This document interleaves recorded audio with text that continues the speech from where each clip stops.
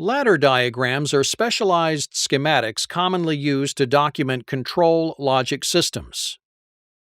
They are called ladder diagrams because they resemble a ladder with two vertical rails, L1 and L2, and as many rungs as there are control circuits to represent.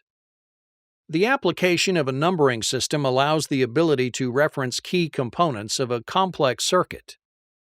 In this diagram, we have 4 rungs that comprise the entire control circuit, and we'll number them 1 through 4.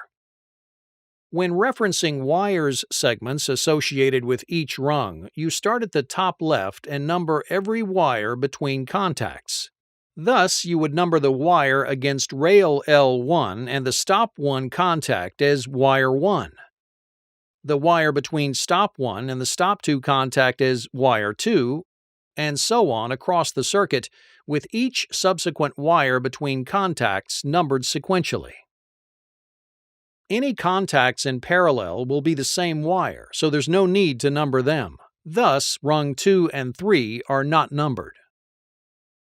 On the next wire against L1, rung 4, the wire between the rung and the first contact is designated wire 1, the same as in rung 1.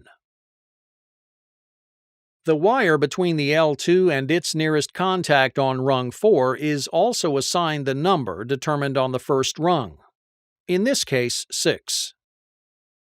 The remaining wire segments between L1 and L2 are a continuation of the count from rung 1. Thus, you have wires 7, 8, and 9. Rung reference numbers are usually in parentheses adjacent to the rung in which auxiliary coil contacts and contactors are used. In this schematic, the motor coil on rung 3, M1, is referencing a normally open contact, M1. Thus, a 3 in parentheses is placed here.